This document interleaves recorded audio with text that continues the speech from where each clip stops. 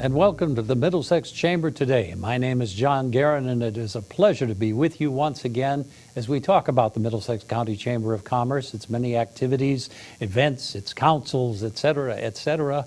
Today, it's a committee, and the committee is the Tourism Committee, something we're very happy to be talking about, and our guest is a member of that committee today, Jeff, and let me just make sure I do it right, Jeff. Muthersbaugh? Muthersbaugh. Very good. Jeff is new to the program, and it's the first time we've had an opportunity to talk about that. I'm just interested, we just changed lighting there a bit.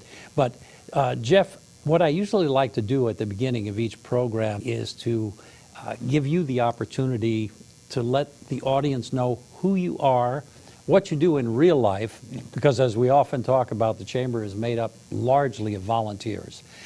So what you actually do, and perhaps how you got involved with the Chamber and tourism specifically. Sure. Well, thanks, John.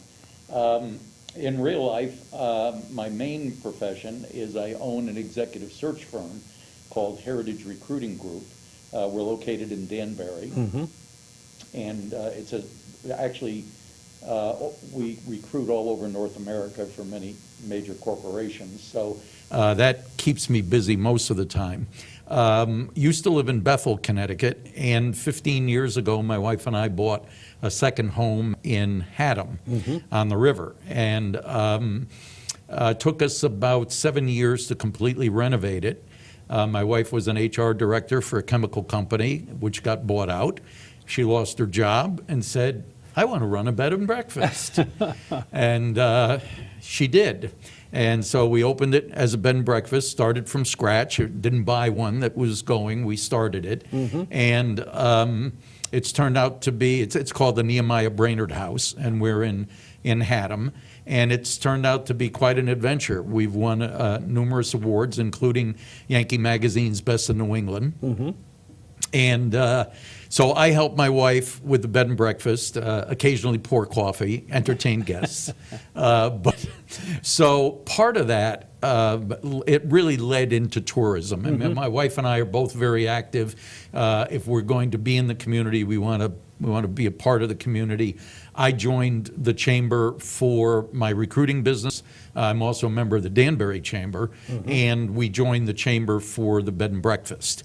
And we found that there was no bed and breakfast association in Connecticut, so we started one. So there is now a bed and breakfast association in Connecticut. We have over 100 B&Bs in the state of Connecticut, and we formed that under the auspices of the Connecticut Lodging Association. I serve on the board of the Connecticut Lodging Association, and actually am president now of the Connecticut Lodging Association, as well as chairing the Connecticut B&B Association. So I'm also, it's just too much, but I also chair the Central Regional Tourism District in Connecticut. There's 3 districts, East, West, and Central. I chair the Central. So, and then the Chamber has its own tourism committee, so I sit on the tourism committee. Wonderful. So, and then I do other things in my spare time. I understand. Yes, spare time. Well, as they say, if you're looking to get something done, talk to a busy person. You qualify, Jeff. You qualify. I think so. Yeah. No, I think it's amazing how this area has grown so much. And we have had people on from tourism in the past because there are some very interesting things throughout central Connecticut. And of course, being Middlesex County Chamber of Commerce, there's so many things that we can be talking about here. But in general, why don't we start talking a little bit about tourism in Connecticut as a whole? I know there's been a lot, when you see the ads on TV, of course, in Connecticut, there's a little smattering of our own stay-at-home ads, but certainly New York, New Jersey, upper New England, they're all looking for people to come visit them. And again, when we talk about tourism in general, how do you see the atmosphere in Connecticut? Well, tourism, it's interesting. We've calculated, there are various numbers out there for each dollar spent in tourism, how much it brings back in revenue to the state. And the lowest number that we've heard is $3. So $3 for every dollar spent. Now, the Connecticut lodging tax alone last year brought in $117 million. That's just the lodging tax. Okay. That's not related sales taxes or anything else. So there's a lot of money that tourism is bringing in. Unfortunately, the fight that we've been having is to try to get that money allocated to tourism. Because it's such a revenue generator, obviously, the more you spend within reason, the more you're going to bring back into the coffers of Connecticut. Sure. During this last recession, when no one was hiring or anything else, the biggest job creator was the hospitality market. So hotels, restaurants, that whole market was where the jobs were being created. So we produce revenue for the state of Connecticut. We create jobs for the state of Connecticut. Unfortunately, every year, the amount of money that's being spent on tourism has gone down. Right. So when Governor Malloy came in, he promised $15 million, and that has steadily gone down to where this past year, it was $6 million. Next year, my understanding is that it will be $4 million. Okay. And we track the lodging numbers every month. So we call it heads and beds. Okay, so how many hotels rooms are booked? What's the average daily rate, occupancy, that type of thing. And what we've seen is when Jody Rowe was governor, we were spending $1 a year on tourism. They spent $1 just so they could keep the line item in the budget. Okay, so there was no money for tourism. Governor Malloy came in, to his credit, promised $15 million, spent it, a big ad campaign, and we immediately saw lodging numbers increase. Business took off, was great. As this has now started to decline, we're tracking it in the lodging numbers. So we can see a direct correlation with what's being spent on tourism and what we're seeing as far as hotel stays. Okay, and obviously hotel stays impact restaurants, attractions, and all the other things that go on in Connecticut. Absolutely. So the other thing that's happened is that the tourism districts have been completely defunded. So there used to be $1,200,000 in the budget, split 3 ways for the 3 districts. That money has been completely cut. That was done by the governor, not the legislature. The legislature has always voted to keep that money in. And so the tourism districts right now have pretty much either cut their staff or they're purely volunteer. And so that's a major problem. Right. So to lead back to your original question, sure, the chamber has really picked up the ball because we have no funds in the Central Region Tourism District, which covers our area here, Middlesex County, and some of New Haven and Hartford, but specifically in Middlesex, the chamber, Larry McHugh, Joanna Bond, have formed this tourism committee so that the chamber can pick up some of what the regional tourism district was doing. Sure. So that's pretty much the state. Right now, the state of tourism, there is no money for television advertising. Okay. So if you're in New York, you're not going to see Connecticut ads. You're not going to see them in Rhode Island or Pennsylvania or New Jersey or anywhere else. Basically, the only thing that the state is spending money on is digital marketing. Okay. So people and of course we're going to say that there are a lot of people who do turn to the internet. Oh, yeah. And who do turn, which is probably a boon. One of the things I'd like to probably loop back to a little bit from your opening statement was that we actually had no association for bed and breakfasts. Right. Here in Connecticut. That's amazing because bed and breakfast has been such a growing business for such a period of time. How is that segment doing? Let's say of the association, how is your membership within the association, and how do your members feel about what's going on?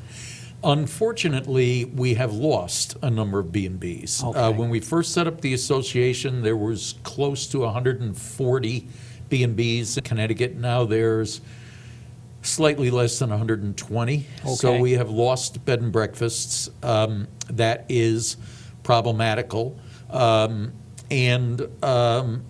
We really need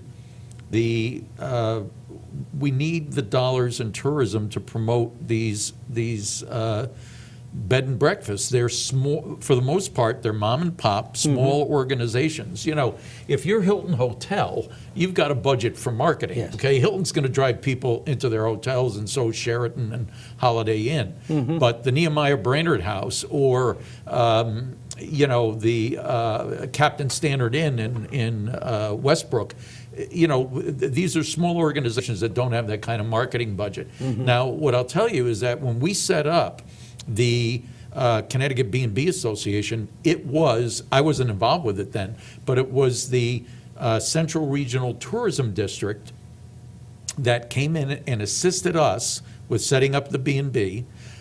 They assisted us in setting up the B&B Association. Okay. And they're the ones that talked to travel writers and told them that you should come and see the Nehemiah Brainerd House. It's really a beautiful property. We had a surprise visit from Yankee Magazine, and just want to look around, bop, bop, bop, bop, bop. And next thing we know, we get a packet in the mail. You've been selected Yankee Magazine's Best in New England. Wow. That was like the Good Housekeeping seal of approval. Sure. When people call, because we have some beautiful pictures on our website, but you know, people call like our guest cottage, they'll say, yeah, does it really look that way? You know, or these are all retouched photos, or does it really Yep. look that way? And all I say, or my wife says, is, well, we won Yankee Magazine's Best in New England. And they go, okay, book it. Yep. It's like an imprimatur, you know, it's just, you know, that's the stamp. So these are the things that were done by regional tourism. And really, that's not the state's job to do that. The way I testify all the time in Hartford, and my spiel is, number one, if you have a deficit and you need money, you don't unplug the cash register to save electricity. Right, Okay? right. So don't take money out of tourism. That's bringing in $3 for every dollar you're spending. That's number one.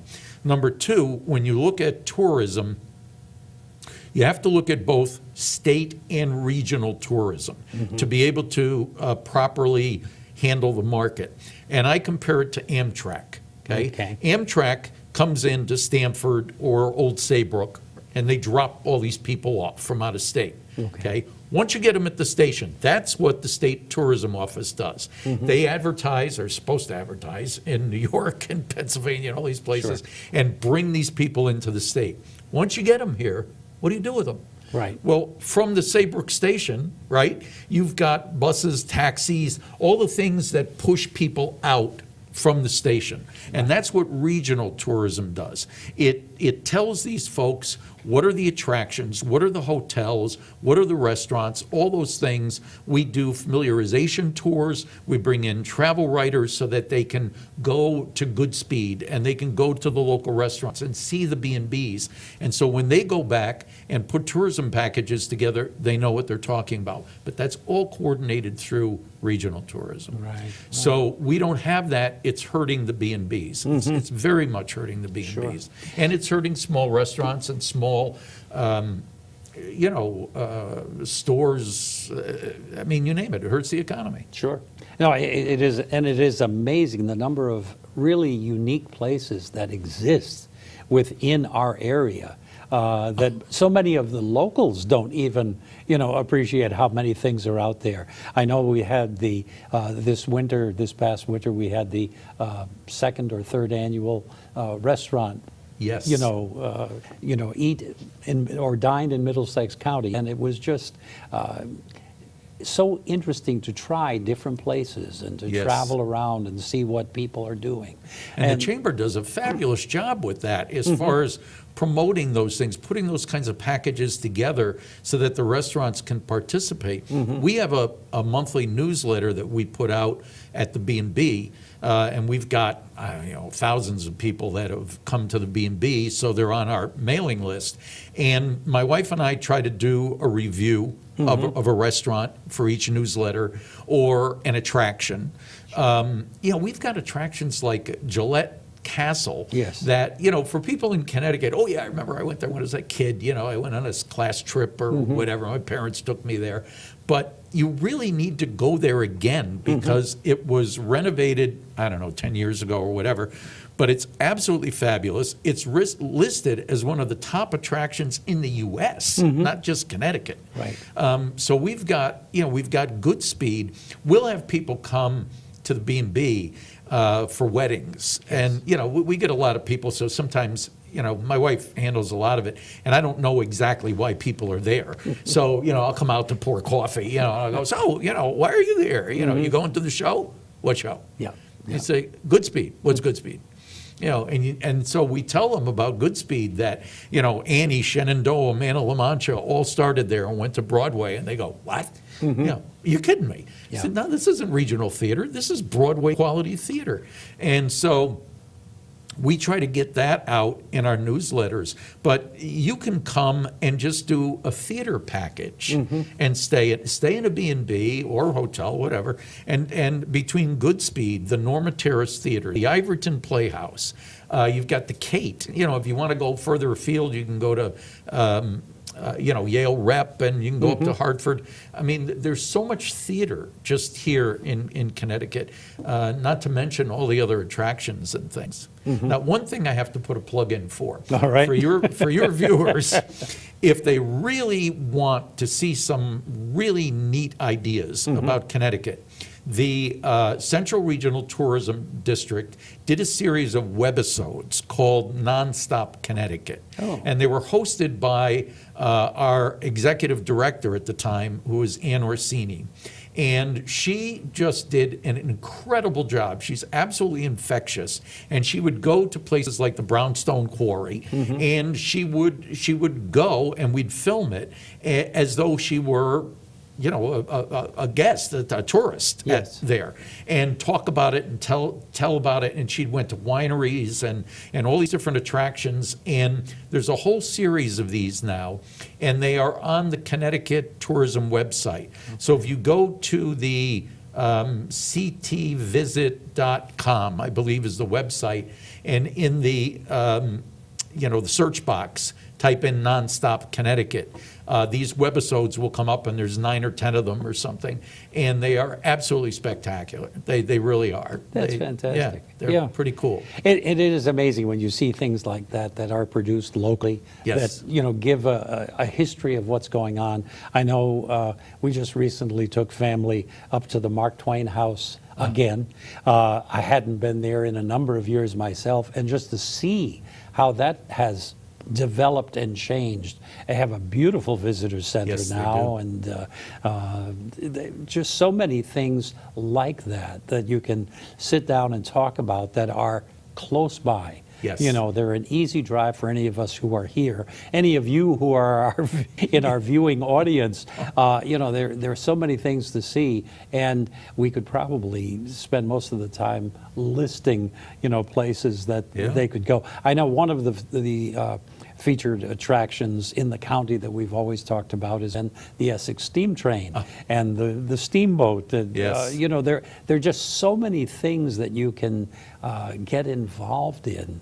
It's amazing. There are, and I don't know if many people know it because it just happened, I think, toward the end of last season, but they bought the Lady Catherine. The Essex Steam Train bought the Lady Catherine boat, yes, ship, whatever, that's on the Connecticut River, and Essex Steam Train is fabulous. The packages they put together, the service that they provide, It's really first class, and they're doing the same thing with the Lady Catherine. And I also have to give them a shout out. They are amazing corporate citizens. Their help, the things they do in the community, the help they give, their people are on the tourism committee with me, and just a fabulous organization. They have Thomas the Tank, and the Polar Express, and all these things for the kids. Yeah. And they're extending that line. They're up now they're through the marina in the Midway Marina in Haddam. Okay. And they're heading for Haddam Meadows State Park. It's going to take them a couple of years to get there, but every year they do X amount of track that they renovate and extend that line a little bit further. So if you haven't been on it for a while, you should ride it again. You get a longer ride and you're seeing different things. It is true. And unique rides. One of the things that we were visiting Gillette Castle, and there were some folks from New Jersey that we were talking to while we were out on the patio overlooking the river. And lo and behold, the little ferry was crossing. The Chester ferry was crossing at that point. They said, "Oh, can we get on that?" We said, "Sure, just go out here and drive down, and you can."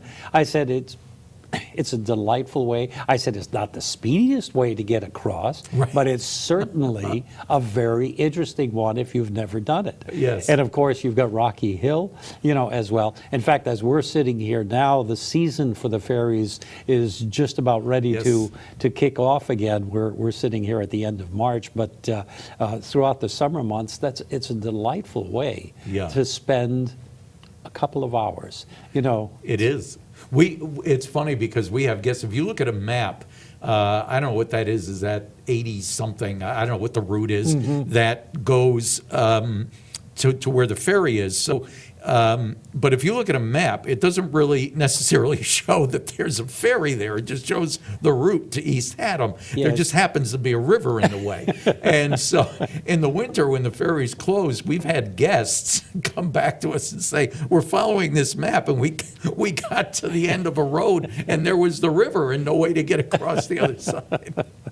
Well, it's quaint Connecticut. We do have a bridge. Well, with Middlesex County, I've got to admit, you only have a few choices to get across the Connecticut River. So, Old Saybrook, Haddam, Middletown, and then we're up into Glastonbury, or Wethersfield at that point. So, it is a big river.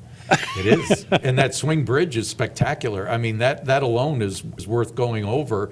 We actually had a guest at the B&B who, when she was a little kid, she lived in East Haddam years and years ago. She's an older lady now. But she said when she was a kid, the bridge operator used to let the kids sit at the edge of on the edge of the bridge as it swung out, and they'd swing their legs. And I said, I don't think you're going to do that today. No, I think there'd be a number of regulations that would prohibit that, I'm sure, procedurally, if nothing else. But also this past year, I think it was in the fall, I lose track of time, but they did a radio show over at Gillette Castle. That was one of the old William Gillette performances. Sure. And they put it on. I mean, they weren't on the radio, but they put it on as a radio show. Yes. It was fantastic. Again, one of the irritating things is we have such an incredible attraction like that, and the hours and length of time in the season that's open is really limited. Yes. And that is very frustrating. We really need to keep attractions like that open more. We've got, just in that area, there are 3 B&Bs. There's Bishopsgate in East Haddam, Boardman House in East Haddam, and Brainerd House, mine, in Haddam. And we all feed in, the show and the Gillette Castle and, Goodspeed, all of that, and the restaurants. And of course, when those attractions aren't open, Sure. That hurts those businesses, hurts the B&Bs, hurts the restaurants, you Yes. know. I mean, this is tourism. That's what the state's supposed to do, keep these attractions open. Right, right. And even the cutback in the state parks in Yes. terms of the monies that were going to the state parks, that would have to have an effect, I'm sure. Yes. Certainly Hammonasset, they've tried to keep most of the monies available there for that and the nature museum that they have on site. But those must be some of the frustrations that you face when you get there.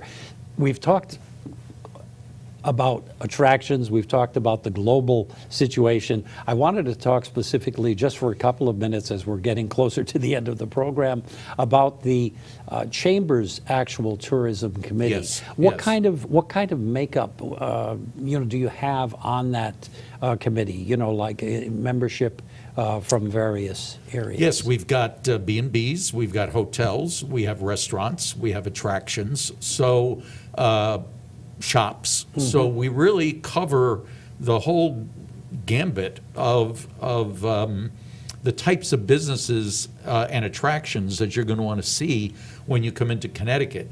They're very experienced people, many of whom are on, because the Central Region Tourism District still exists, we're just not funded, are on that as well.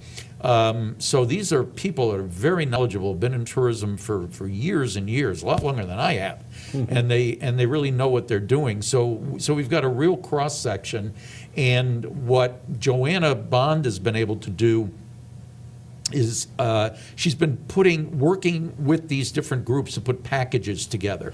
So it would be, if you wanted to go to Powder Ridge, there'd be a ski package, and maybe you stay in a B&B, and then a gift certificate to a restaurant. And so, you come in and you've got this sort of little weekend package where all of this is bundled for you. And these have been working very, very well.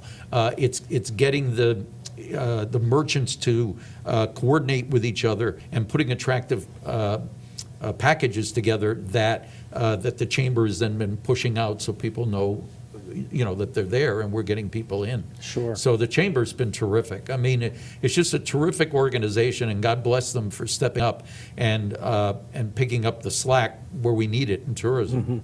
Well, I know, as with most of the committees and councils that are involved with the chamber, usually the members, when they do get together, I'm assuming we get together on a very regular basis, we'll talk about the good and the bad of what's going on in the area and things that need to be carried forward. And Right. I know we were talking legislative committee a little bit earlier, when things need to go to the legislature for possible attention. And when you mentioned you've had the opportunity to do some testifying Yes. at the legislature, the voices need to be heard. And thankfully, Middlesex County has a good voice in the chamber. Yes.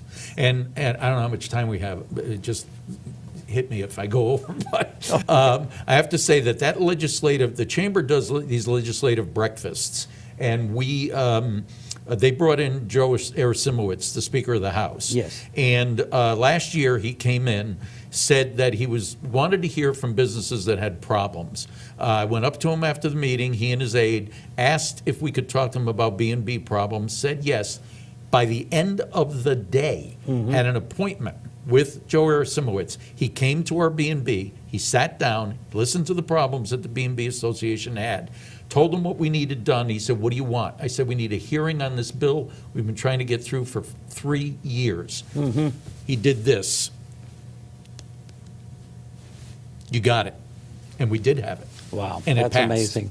Okay? Well, we're out of time, believe it or not.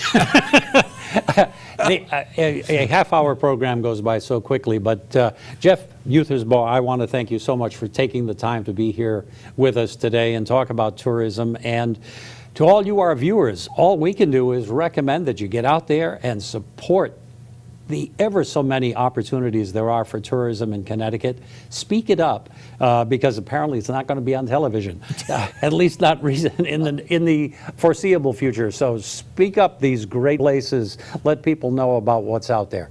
But for the Middlesex County Chamber of Commerce and the Tourism Committee, I'm John GUERIN saying thank you for having been with us, and tune in again for another program.